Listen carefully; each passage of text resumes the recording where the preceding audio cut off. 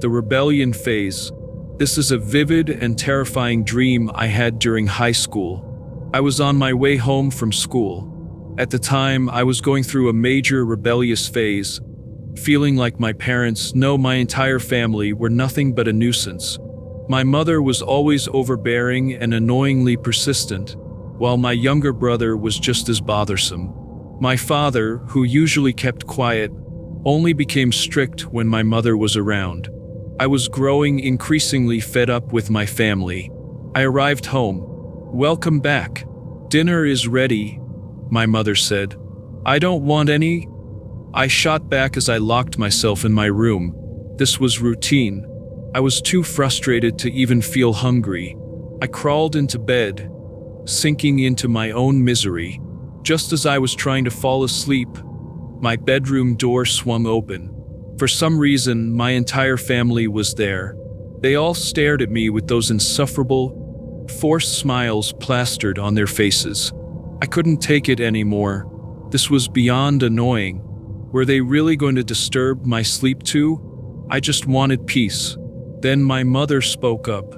Hey, tomorrow? Shut up. Every single day. I never want to see your faces again. Just close the door already." I finally snapped. My family looked at me with sad faces as they slowly shut the door. Ugh. I buried myself under the covers and tried to sleep again. When I woke up, it was morning. No matter how much I didn't want to see my family's faces, I knew I had to eat or I'd die. Reluctantly, I headed to the living room. My mother was busy preparing breakfast in the kitchen. My father was reading the newspaper, and my brother was watching some cartoon on TV. I asked my mother, "What's for breakfast?"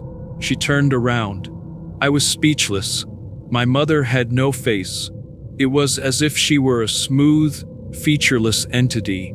"It'll be ready soon," she said. "Ah!" I screamed. My father and brother turned to look at me, startled. But they too were faceless. "What's wrong? Are you okay, big brother?" Terrified, I bolted out of the house. I ran for what felt like an eternity. Ha! I gasped for breath, my heart pounding wildly from shock. What are they, monsters? Why don't they have faces? Everyone else on the street looks normal. My mind was consumed by fear. Those things aren't human. There's no way I could live with them anymore. Who knows what those monsters would do to me? My heart grew darker with every passing moment. If I don't kill them, they'll kill me. At that moment, I noticed a sharp chef's knife in my hand. With resolve, I turned back toward my house. If I don't kill them, they'll kill me.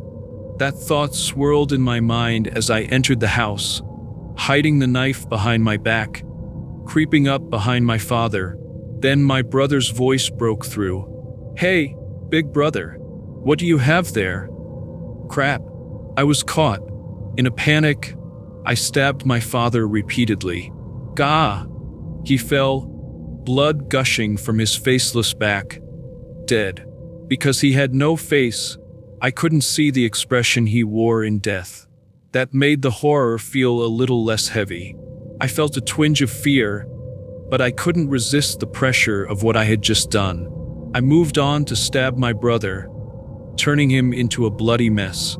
He squirmed a little and then gasped his last breath. Next, I headed to the kitchen where my most despised family member, my mother, was. She had her back to me, still cooking something. Filled with rage, I plunged the knife into her back.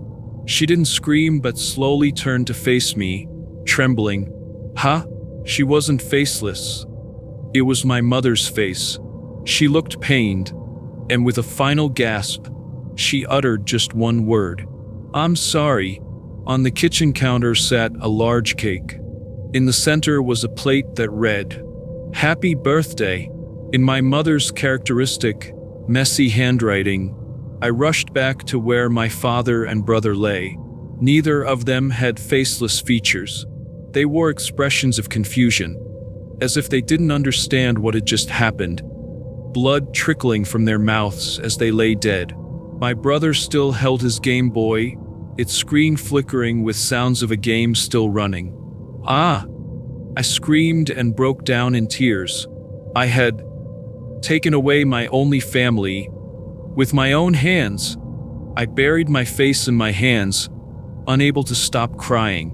The faces I had seen, were they just illusions? In truth, didn't they all love me this much? I realized too late, and then I woke up. I was still crying. Panicking, I rushed to the living room, where my family was gathered as usual. Thank God. What kind of nightmare was that? After that, my rebellious phase passed, and I stopped hating my family. However, 2 years later, my mother suddenly passed away from an unexpected seizure. Coincidentally, it was my birthday. Then I saw the handmade cake my father showed me, the one my mother had been making just before she died. On the plate in the center was written, "Happy birthday." It was identical to the one in my dream. I couldn't explain it, but a chilling sensation coursed through me. By the way, my father and brother are still alive.